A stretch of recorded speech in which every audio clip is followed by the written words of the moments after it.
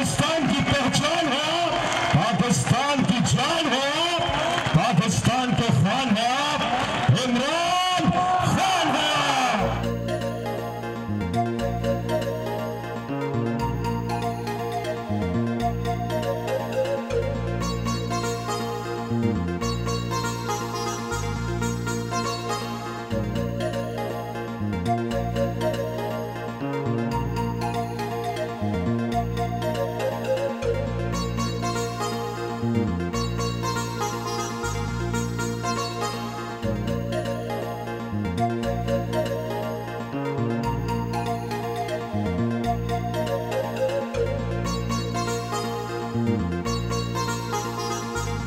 तहरीक-ए-इंसाफ के रहनुमा सेनेटर फैसल जावेद से मिलने इस्लामाबाद पहुंचे।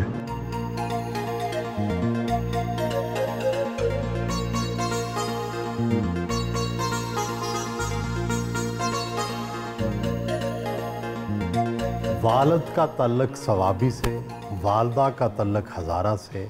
आप पले बड़े मारगला की पहाड़ियों में, 24 साल पीटीआई की दिन रात खिदमत की, सेनेट का टिकट मिल गया। क्या समझते हैं हक़ के खिदमत वसूल हो गया? जी अल्लाह ने बढ़ के दी है, और जितना भी अल्लाह की नेमतों का शुक्रिया अदा करें कम है। और बहुत बड़ी चीज़ है ये, किसी सियासी घराने से ताल्लुक़ नहीं, कोई रिश्तेदारी नहीं इमरान खान साहब से।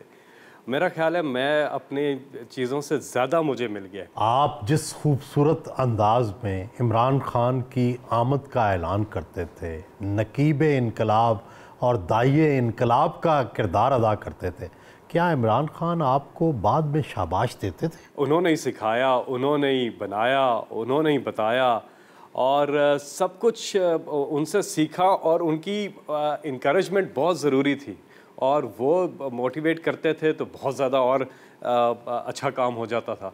लीडर में क्वालिटी होती है कि वो अपनी टीम को मोटिवेटेड रखता है, और ये इमरान खान साहब जानते थे। बल्कि जो पहली मुलाकात हुई, एक कॉर्नर मीटिंग हो रही थी, और वहाँ पर इमरान खान साहब जो है स्पीच करने के लिए आए थे। तो मैं चला गया स्टेज पे, और मैंने कहा मैं आपके बारे में कुछ कहना चाहता हूँ। तो ये 96 अक्टूबर की बात है। तो उन्होंने कहा कहो। मैंने कहा नहीं, माइक पे कहना चाहता हूँ। तो उन्होंने स्टेट सेक्रेटरी को कहा कि इस बच्चे को भी मौका दो। तो मैंने 2-3 मिनट की तकरीर कर दी, बेनज़ीर नवाज़ शरीफ, और फिर मैंने कहा अल्लाह ने हमें एक लीडर दी, इमरान खान, एक ऑप्शन दिया। तो वो खैर तकरीर करके मैं सामने बैठ गया।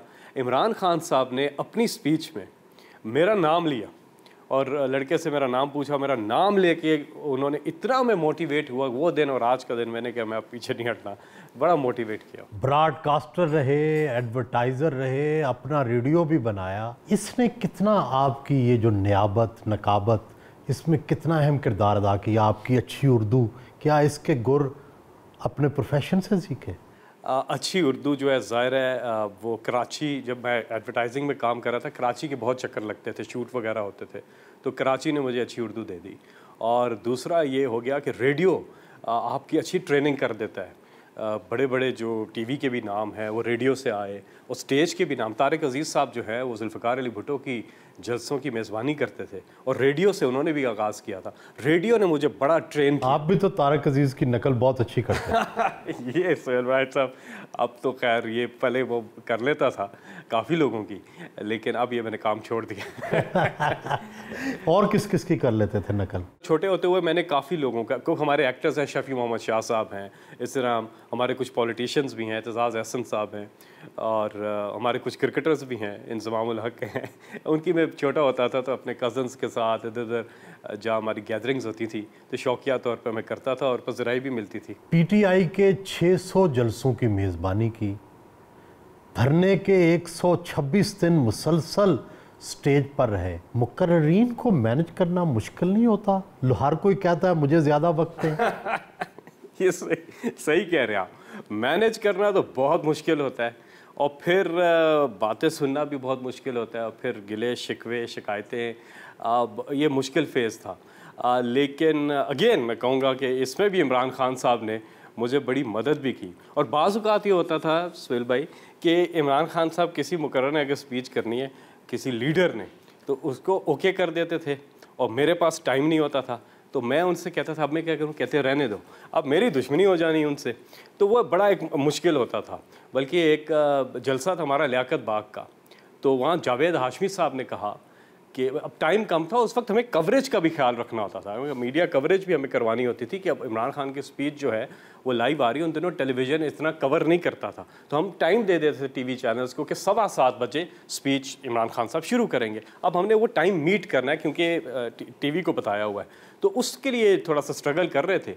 तो जावेद हाशमी साहब ने कहा कि मैंने कहा आज स्पीच जो है छोटी कीजिएगा। तो उन्होंने कहा नहीं, अगर शाह महमूद 15 मिनट की करेंगे तो मैं 20 मिनट की करूँगा। तो वो थोड़ा सा मैनेज करना बड़ा मुश्किल हो जाता था। फिर कैसे मैनेज किया? फिर वो कभी मैनेज हो जाता था, कभी हमें मुश्किल हो जाती थी, लेकिन ये काफ़ी दफ़ा स्टेज पे प्रॉब्लम्स आती थी। कैंपेन में बहुत मेहनत की, पीटीआई का सबसे जाना पहचाना चेहरा तो आप थे। हुकूमत मिली तो वजारत ना दी गई, आपको दुख तो लगा होगा। सबसे बड़ा ओहदा है मेरे पास, वो है इमरान खान साहब मेरे बॉस हैं, जो मुझे काम देते हैं मैं करता हूँ, मुझे बस यही चाहिए, कोई ओहदा नहीं चाहिए ना। मैं अगर आपको वजीर बना देते तो क्या हर्ज था? बहुत ही बुरा होता। क्यों? कभी भी नहीं बनना चाहता मैं वजीर या कोई भी चीज़, क्योंकि मुझे पैशन है इस कॉज के साथ, और उसके लिए मुझे किसी वजारत की ज़रूरत नहीं है। अगर इंसान काम करना चाहे तो बगैर वज़ीर बने भी काम कर सकता है, और ना करना चाहे तो वज़ीर बन के भी नहीं कर सकता। मेरा ख्याल है वज़ीर बन के आप पे ज़्यादा प्रेशर नहीं, अगर वज़ीर बना दिया जाए तो आप इनकार करेंगे? मैं बिल्कुल उसको उस पर बहस ज़रूर करूँगा, लेकिन जो हुक्म होगा फिर उसकी तामील करनी पड़ेगी और फिर पैशन से काम करना पड़ेगा, लेकिन उसको एकदम हाँ भी नहीं करूँगा। MBA मार्केटिंग भी हैं, पीटीआई की अच्छी मार्केटिंग भी की, तो क्या अब सियासत के बाज़ार में ही रहने का इरादा है या वापस अपने प्रोफेशन की तरफ भी जाएंगे? अब साथ साथ पैरेलल काम करना चाहता हूँ। बड़ा मुश्किल होता है पॉलिटिक्स में कि आप पैरेलल काम करें। पहले हमारी पीटीआई में हम पार्ट टाइम पॉलिटिशियंस थे, तो काम भी करता था और पॉलिटिक्स भी करता था, लेकिन अब तो फुल टाइम हो गया। अब देखेंगे बाद में। स्क्रिप्ट राइटिंग का बड़ा शौक़ है, ड्रामे के ऊपर काफ़ी ज़्यादा मैंने काम किया, जो टीवी कमर्शियल्स बनाए उसके ऊपर, वो फील्ड ज़ाहिर मेरा पैशन था। 17 साल मैंने उसमें काम किया और रोज़ाना जाने वाला, यानी 17 साल लगातार मैंने काम किया, तो मिस तो करता हूँ उसको, लेकिन अभी भी अपनी क्रिएटिविटी है, कभी कभी मैं बैठ कर। पीटीआई में भी बहुत सी ऐसी चीज़ें हैं, ब्रांड मैनेजमेंट का जो मेरा एक्सपीरियंस है वो मुझे काम आता है इसी पूरी पीटीआई के मीडिया के हवाले से भी। जब आप प्रोफेशनल नौकरी भी कोई नहीं करते, सिर्फ सियासत करते हैं, तो घर का खर्च कैसे चलता है? ये बड़ा मुश्किल था। जब 2016 में मैंने मुकम्मल तौर पे जॉब छोड़ दी थी, तो उसके बाद मैंने सोचा था कि सियासत, फुल टाइम सियासत करेंगे, साथ में कोई बिज़नेस कर लूँगा। बिज़नेस तो मैंने शुरू करने की कोशिश की, लेकिन वो पैनामा और इतने जलसे और इतनी कैंपेन आ गई कि मैं बिल्कुल टाइम नहीं दे सका, तो मुझे बड़ा नुकसान भी हुआ और वो बड़ा मुश्किल वक्त था। लेकिन फिर अल्लाह ताला का करम है और इमरान खान साहब की मेहरबानी कि मुझे सेनेटर बना दिया, तो ये सेनेट की जो इनकम है और फिर घर से भी हो जाता है, तो मोर देन इनफ। तो सेनेट से कितनी सैलरी आ जाती है? 1.5 लाख के करीब है, और उसमें अच्छा घर की सपोर्ट भी साथ है, तो दोनों मिलके हम जो हैं वो गुजारा कर लेते हैं, अच्छा हो जाता है। उनके दोस्त सेनेटर जीशान ने नाश्ते पर मधु किया। सेनेटर जीशान ने ग्रेनोला योगर्ट खुद पेश किया।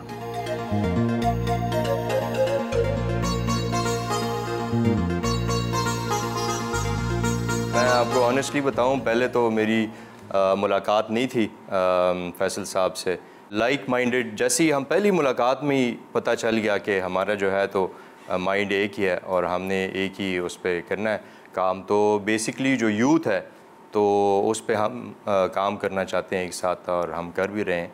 और फैसल साहब बहुत ही एक हम्बल किस्म के आदमी हैं, और मैं समझता हूँ कि कुछ लोग ये समझते हैं कि जिस तरह की स्पीच करते हैं और जिस तरह से ज़ोर शोर से अपनी बात करते हैं, तो वैसे दिल से जो है तो ये काफ़ी अच्छे इंसान है और सॉफ्ट इंसान है। जीशान साहब यंग सेनेटर हैं हमारे, एक यंग जितने भी सेनेटर्स हैं हम लाइक माइंडेड, हम बहुत ज़्यादा इकट्ठा काम करते हैं लेजिस्लेटिव बिज़नेस के ऊपर बहुत सी, और इनसे अभी मुलाकात की है, हम कुछ चीज़ें डिस्कस करने लगे हैं आज, जो कि आगे के हाउस की प्रोसीडिंग्स होनी हैं और जो हमारे प्राइवेट मेंबर बिल्स भी हैं उनके हवाले से भी डिस्कशन कर रहे हैं कि किस कदर जो हमारे पाकिस्तान की 70% आबादी जो है वो 35 साल से उम्र से कम है और हम किस तरह से उसको इंगेज कर सकते हैं college going university going students को कि वो ये लेजिस्लेटिव बिजनेस में भी अपना आइडियाज़ भी दें और चीज़ें भी करें। और सेनेट मेरा ख्याल है बहुत अच्छा रोल प्ले कर सकता है इस हवाले से। तो उस पर हम ब्रेनस्टॉर्मिंग भी करते हैं और फिर टेक्निकल चीज़ें भी देखते हैं और कमेटीज़ के अंदर भी हम मिल के एक्टिवली काम करते हैं।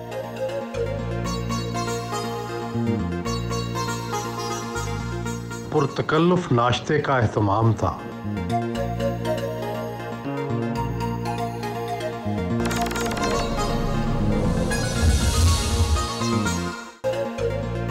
सेनेटर फैसल जावेद 12-13 साल पुराने मॉडल की गाड़ी में सफ़र करते हैं। साबिक सीनियर ब्यूरोक्रेट और पीटीआई के हामी रोएदाद खान से मिलने उनके घर आए। उनके बेटे ने इस्तकबाल किया। वेलकम जी, बड़ी मेहरबानी जी आप। Thank you. मैं वहाँ बैठा होता था, कभी कभी इमरान आता था कराची से, फैसलाबाद से, मुल्तान से, मैं उनका इंतज़ार करता था जी। तो वो जब आ जाते थे कंटेनर में तो मुझे कहते थे हाथ से पकड़ करके कि चलें ऊपर चलें जी। और मैंने देखा जी हज़ारों की तादाद में यंग बॉयज़ यंग गर्ल्स बैठे हुए हैं वहाँ पर रात के 12 बजे तक इमरान की बातें सुनने के लिए जी। ये अल्लाह ताला ने इसको भेजा है जी और ये मिशन इसके हवाले किया है जी कि इस मुल्क को बचाना है जी, इस मुल्क को बचाना है जी। और मैं इसलिए उसके पास जाता था फॉर 2 रीज़न जी। मैंने सबको देखा है जी, मैंने अयूब खान को भी देखा है, मैंने याया खान को भी देखा है बहुत क्लोजली। इसकी 2 क्वालिटीज़ हैं, इंटेग्रिटी और क्रेडिबिलिटी जी। ये पहली दफ़ा है जी कि एक ऐसा आदमी आ गया है जी जिसके हाथ साफ हैं। ये जो इस मुसीबत में बमर में पाकिस्तान फंसा हुआ है ये निकालेगा उसको भी।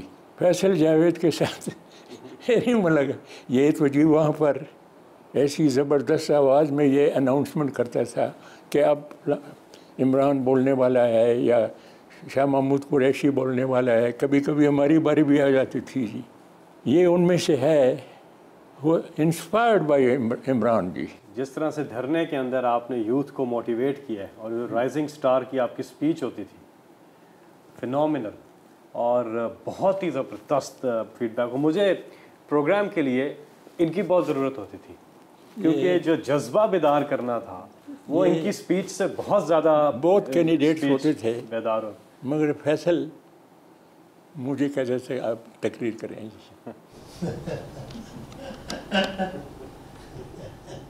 मुझे कहते थे आप तकरीर करेंगे।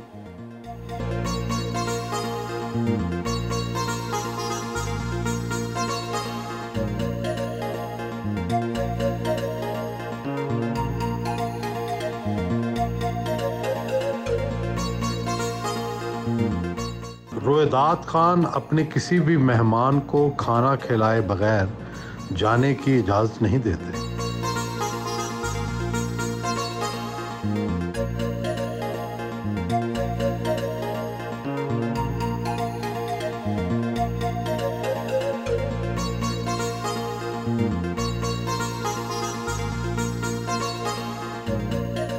पहला इश्क तो स्कूल ही में कर लिया, बाद की ज़िंदगी में टोटल कितने इश्क हैं? इश्क तो बहुत ही स्ट्रॉन्ग चीज़ है। मेरा ख्याल है मोहब्बतें बहुत हुई हैं, काफ़ी मोहब्बतें हुई हैं और अच्छी मोहब्बतें हुई हैं। अच्छी और बुरी मोहब्बत से क्या मुराद है? अच्छी कौन सी मोहब्बत होती है और बुरी कौन सी?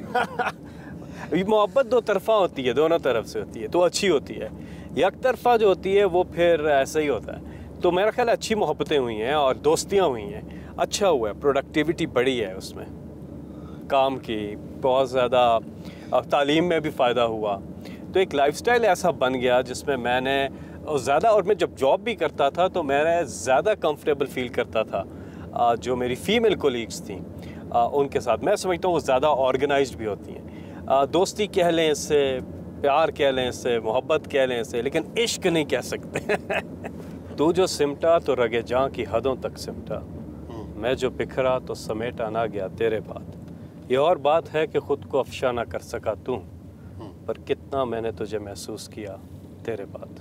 2 बच्चियां और खुशहाल घराना है, क्या आप भाभी से डरते हैं? रिस्पेक्ट करने में और डर में फ़र्क करना होगा। बहुत से खामदों को ताने मिलते हैं बीवी से डरता है, हो सकता है वो डरता ना हो लेकिन रिस्पेक्ट करता हो।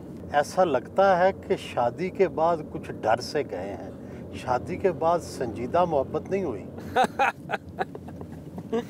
मोहब्बत अब हो नहीं सकती, तरजीहात बदल गई हैं, टाइम भी नहीं है। पहले भी प्रॉब्लम था, मोहब्बत टाइम मंग दिया लेकिन अब तो बिल्कुल भी नहीं, अब तरजीहात भी बदल गई हैं और आई थिंक ये हो जाता है, वक्त के साथ चीज़ें बदल जाती हैं। कभी हो गया तो हो गया, लेकिन कोई मेरा ख्याल है पाबंदी तो नहीं है ऐसी। निस्वानी हुस्न में पसंद क्या है, आंखें, नाक, कान या बाल? पहली चीज़ जो स्ट्रेट अवे अट्रैक्ट करती है वो है आंखें। वो आंखें जो बातें करती हैं, वो आंखें जो कम्युनिकेट करती हैं, और कम्युनिकेशन स्किल्स पे दूसरी चीज़ आती है। लेकिन जिसकी कम्युनिकेशन आंखों से हो, उसकी आंखें पढ़ लेना और उसको समझ लेना, मेरा ख्याल है ये पहली चीज़ है जो मुझे बहुत ज़्यादा अट्रैक्ट करती है। क्या आप वाकई इतने माहिर हैं कि सिनफ़े नाज़िक की आंखें भी पढ़ लेते हैं? उसने कुछ भी ना कहा और हम समझ गए। ये जो ताल्लुक़ होता है, कनेक्शन होता है, ये आंखों से इस्टेब्लिश होता है। नहीं, आंखें कैसे बातें करती हैं, ज़रा समझाएं। आंखों में केयर होती है, आंखों में एहसास होता है, आंखों में प्यार होता है, आंखें कलाम करती हैं, आंखें बातें करती हैं, बताती हैं कि उसको, उन आंखों को एहसास है। वो आपकी जानिब इस तरह से आपको देख रही होती हैं जैसे आपको शदीद शिद्दत से चाह रही हैं। सारा कुछ आंखों से मैसेज मिल जाता है। कुछ आंखें खामोश होती हैं, बातें नहीं करती, तो वो अट्रैक्ट भी नहीं करती।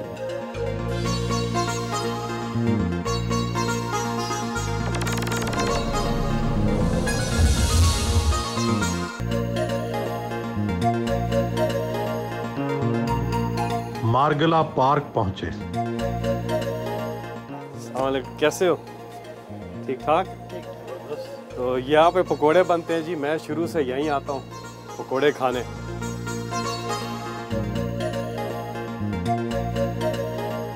शाम के वक्त ढाबे से पकौड़े और चाय पीना इनकी जवानी में पसंदीदा जगह रही है। स्पेशल पर्सन के साथ सेल्फी बनवाने गए।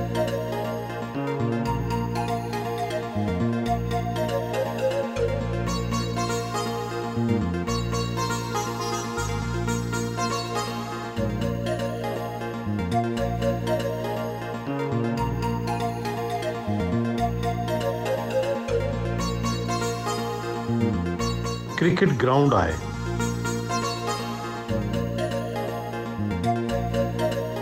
क्रिकेट की रनिंग कमेंट्री भी तो आपका एक खास शोबा रहा है जी।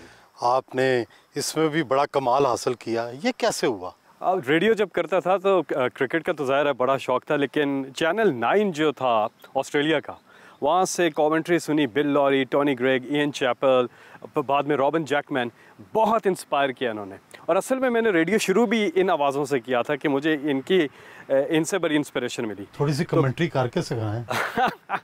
मैंने उर्दू में रेडियो पे कमेंट्री की, और रेडियो की कमेंट्री आपको पता है सुहेल भाई बहुत मुश्किल काम होता है, क्योंकि लोग देख नहीं रहे होते हैं, तो उनको पूरा एक्शन बताना होता है। तो उस पर यह है कि अंपायर को क्रॉस किया, बॉल की और ऊंचा शॉट, बहुत ही ऊंचा, फील्डर गेंद के नीचे, और अब गेंद फील्डर के नीचे ड्रॉप कर दिया। तो वो थोड़ा सा एक बीच पे पन डालना, फ्लो डालना, ये चीज़ें मैंने टोनी ग्रेग से बहुत सीखी हैं, उनको सुन सुन के। तो रेडियो की कमेंट्री का बड़ा मज़ा आता है, एक तो टू द पॉइंट होती है। और कभी भी, क्योंकि मैंने प्रोफेशनल क्रिकेट नहीं खेली हुई है, तो एक्सपर्ट ओपिनियन मैं नहीं देता हूँ, मैं एक्शन बताता हूँ। रिएक्शन जो है वो कोई एक्सपर्ट एक्स क्रिकेटर होते हैं, वो मेरे साथ होते थे।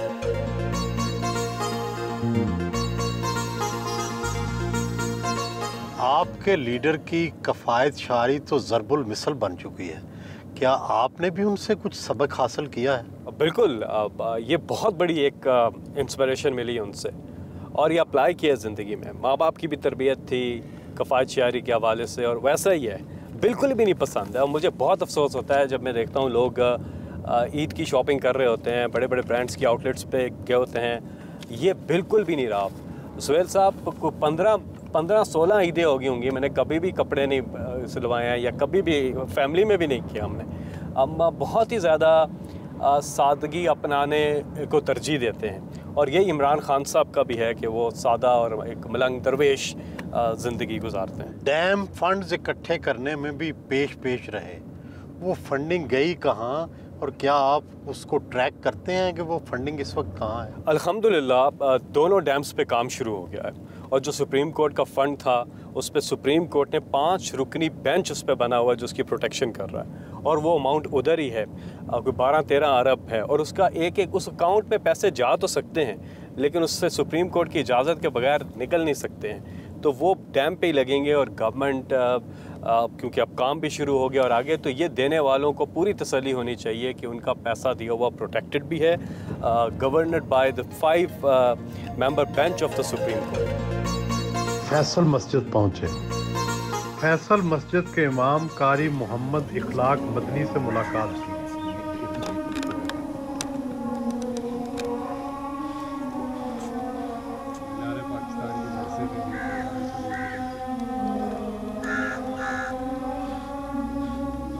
फैसल जावेद साहब से मेरा ताल्लुक़ तकरीबन 91-92 से है। कुरान करीम से इनका एक बहुत शौक़ और एक बहुत जज्बा है। उस वक्त हम यहाँ पढ़ाते थे तो ये भी उस महफ़िल में बैठते थे और पढ़ते भी थे, और उस वक्त से एक ताल्लुक़ ऐसा चला आ रहा है कि कुरान से और आज़ान से। फिर 95 में मैं अमेरिका भी गया इनसे, उस वक्त भी वहाँ भी मैंने अपनी अज़ान सुनी। वहाँ लोगों ने इन्होंने जो रिकॉर्डिंग की थी उसकी वो वहाँ भी आवाज़ें गूंजी, और फिर मैं सोचता रहा कि ये इनको कोई वालदा की ख़ास दुआ है कि पूरी दुनिया में इन्होंने मेरी अज़ान को नशर किया। 2-3 साल से ये बाकायदा नमाज में खड़े होकर पूरा उस पारा सुनते भी हैं मेरा। इनके भाई साहब भी आते हैं और पूरा पहली सफ़ में खड़े होकर इन्होंने कुरान सुना है। मैं एक बार इधर इत्तिकाफ़ बैठने आया, 3 दिन का इत्तिकाफ़ रमज़ान में आखिरी, तो वो मुझे एडमिनिस्ट्रेशन ने इनकार कर दिया, तो मैं डिसअपॉइंट होकर वापस जा रहा था, तो कारी इखलाक साहब ने फिर मुझे मेरी मदद की और फिर मैं यहाँ बैठ सका। असर की नमाज फैसल मस्जिद में ही अदा की।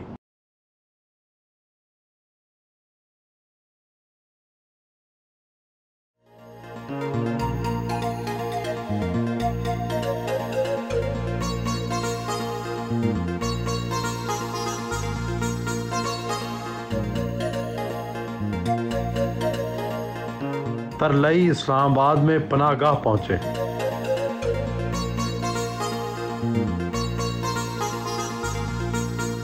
असिस्टेंट कमिश्नर असदुल्ला खान ने इस्तकबाल किया।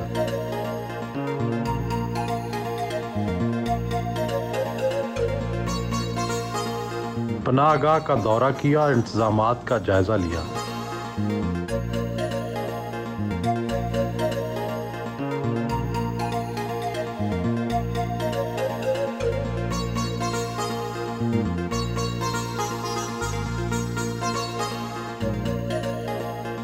खाना भी नादार अफराद के हमरा पनाहगाह में ही खाया।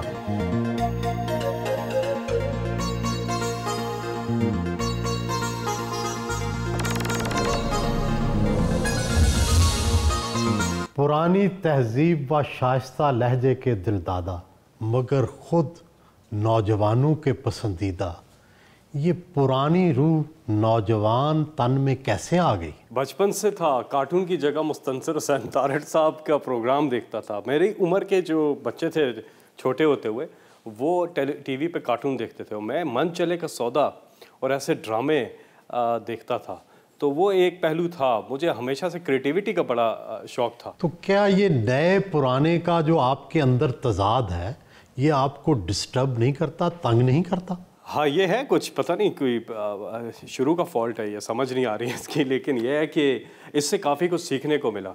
और लेकिन वो भी मशागिल रहे जो होते हैं, लेकिन साथ में संजीदगी थी इस हद तक कि टेलीविज़न ने जो किरदार अदा किया पाकिस्तान टेलीविज़न के पुराने ड्रामों ने, और मेरी वालिदा का इसमें काफ़ी कंट्रीब्यूशन है, क्योंकि उन्होंने हमें ये संजीदा और चीज़ों के ऊपर काफ़ी ज़्यादा फोकस, जिसमें हमें कोई लेसन मिले चीज़ों से, तो उनका एक बहुत बड़ा इसमें किरदार रहा। टर्किश ड्रामे अर्तुगरुल को पाकिस्तान लाने में आपने भी अहम किरदार अदा किया, मीटिंग्स की।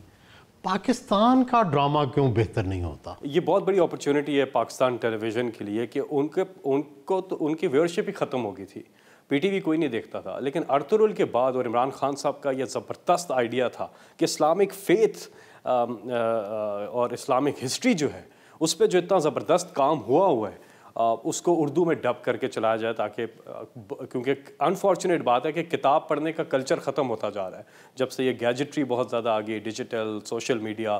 तो किताब ये बेहतरीन टूल है, ड्रामा, फिल्म, टेलीविज़न, जिसके थ्रू आप तारीख़ लोगों को बता सकते हैं। तो इतना कमाल का काम नेमत बुज़दाक का हुआ था और इमरान खान साहब का बड़ा ज़बरदस्त आइडिया था। इससे पीटीवी को भी बहुत ज़्यादा व्यूअरशिप मिल गई है। अब टाइम है पीटीवी के पास जो उसकी लेगेसी थी, जो कि माशरे की तरबियत करते थे, इसके ड्रामे अच्छा क्या है, बुरा क्या है, कुछ दे के जाते थे, सब्सटेंस पे काम होता था। नुसरत ठाकुर साहब, अयूब खावर साहब, सायरा काज़मी साहिबा, कमाल के हमारे ड्रामे थे। लेकिन आजकल वो हमें देखने को नहीं मिलते। लेकिन अब पीटीवी के पास मौका है, व्यूअरशिप आ गई है, तो उसको कुछ सब्सटेंस दें। तो मेरा ख्याल है ये अर्तुगरुल एक थ्रेट नहीं, अर्तुगरुल एक अपॉर्चुनिटी है पाकिस्तान के पास कि वो अपने सब्सटेंस पे काम करे, तारीख़ पे काम करे। आप खुद भी ड्रामा लिखना चाहते हैं, लिख सकते हैं। सास बहू के अलावा आप किसी और नए मौजू को ड्रामे में लाने का इरादा रखते हैं? ये बिल्कुल आपने ठीक कहा है कि सास बहू के अलावा तो कुछ है ही नहीं। मैं 5 चीज़ों पे काम कर रहा हूँ सुहेल साहब, और मैं लिखना शुरू कर दिया है मैंने। हमारे यहाँ कुछ चीज़ें हैं जो कि बड़े प्रॉब्लम जो हैं वो आम हो गई हैं, गुनाह आम हो गए हैं। रिश्वत, चोरी, सिफारिश, झूठ बोलना, गीबत करना, शिर्क की तरफ हम चले जाते हैं। ये बहुत ऐसे मौज़ूआत हैं जिस पे ड्रामे बनने चाहिए। तो मैं एक आने वाले दिनों में आपको इंशाल्लाह कुछ देखने को मिलेगा। मैंने लिखना तो शुरू कर दिया। हर नज़रियाती जमात में ये मसला तो होता है, नज़रियाती कारकुन कहते हैं स्काई लैब ज़्यादा आ गए हैं। क्या पीटीआई में यही मामला है? ये हर जगह होता है, आप सही कह रहे हैं कि सारे लोग नज़रियाती तो नहीं होते हैं, मिक्स होता है, एक इम्तिजाज बनाना होता है, एक क्या कहते हैं, पीटीआई में नज़रियाती ज़्यादा हैं या ऊपर से आए हुए? पीटीआई की सबसे कमाल बात यह कि उसका लीडर बहुत तगड़ा है और वो बहुत नज़रियाती हैं। हम लीडर की तरफ देखते हैं और हम चाहते हैं कि यकजहती रहे, और हमारी जो कोर टीम है, जो नज़रियाती कोर टीम है, मेरा ख्याल है वो इंटैक्ट है, बाकी चीज़ों से फ़र्क नहीं पड़ता। पार्टियां तो सालों साल चलती हैं, पीटीआई के कारकुन भी तो गौर करते होंगे कि इमरान खान की रिटायरमेंट के बाद क़यादत कौन संभालेगा? कमाल बात है कि मौरूसी सियासत है ही नहीं है, और लीडर्स इतने इमरान खान साहब ने बना दिए हैं जिनकी कोई उनसे रिश्तेदारी नहीं है, और नज़रिए के ऊपर है। यंग लीडर्स हैं हमारे, बहुत से यंग लोग कैबिनेट का हिस्सा है, सूबाई कैबिनेट्स का भी हिस्सा है, वफाकी कैबिनेट का भी हिस्सा है, और पार्लियामेंट में भी रिप्रेजेंटेशन। किसी लीडर पर इत्तेफाक हो जाएगा बाद में? मेरा ख्याल है कि ये वो पार्टी है जिसमें जमहूरियत कुछ ज़रूरत से ज़्यादा ही है, और ये इसकी एक अच्छी चीज़ भी है। तो आगे जाके जो भी तो जमहूरी तरीके से होगा। लेकिन एक बात मैं आपको बताऊं सुहेल भाई, इमरान खान के अलावा कम अज़ कम मैं पीटीआई का तस्वर नहीं कर सकता। पसंदीदा गुलकार, अदाकार और अदाकारा कौन सी है? मुझे एक्टिंग में मैंने काफ़ी, मैं समझता हूँ शफ़ी मोहम्मद शाह साहब जो थे, चांद घिरैन जिनका था, और वो फितरी अदाकारी में उनका कोई मैच नहीं है एशिया के ऊपर। सायरा काज़मी जो हैं वो मेरी फेवरेट डायरेक्टर है, बल्कि निजात ड्रामा अगर आप देखें तो मेरी उनसे बात हुई तो वो खुद कहती हैं कि वो भी वो ड्रामा दोबारा नहीं बना सकती, इतना कमाल उनका, और उनके बाकी काम भी बहुत ही अच्छे थे। बाकी अदाकाराओं में जो है मैं समझता हूँ अतीका ओडो साहिबा हैं, जो पुरानी अगर बात कर लें तो मारिया वास्ती हैं, मानूर बलोच थीं, ये कुछ चेहरे थे जिन्होंने कमाल काम किया। कोई ऐसी अदाकारा जिसने आपकी नफ्सियात और जहन पे भी कब्जा कर लिया हो? किसी होता है शुरू में, तो आप देखें ना हमारी इतनी पाकिस्तान में जो ब्यूटी है, नेचुरल ब्यूटी जो है, मेकअप की ज़रूरत भी नहीं होती है। हिंदुस्तान में आप देखें तो आपको पता चलेगा कि कितना मेकअप होता है, मेकअप के बगैर जो है वो नहीं। पाकिस्तान में ये प्रॉब्लम नहीं है, और पाकिस्तान में हुस्न जो है वो बहुत ज़्यादा है। और जितने भी हमारे पुराने ड्रामे थे, शनाज शेख साहिबा थी, एक फितरी उनके अंदर एक नेचुरल ब्यूटी थी। और बाकी भी अदाकारों के मैंने नाम लिए, तो यस बड़ा अच्छा लगता है और उनकी अदाकारी भी अच्छी होती है, सब्सटेंस भी होता है। और कभी जहन पे छा भी गई वो? छा गई काफ़ी हद तक। शहनाज शेख की पर्सनालिटी ने काफ़ी जो है असर किया, बड़ा अच्छा लगा।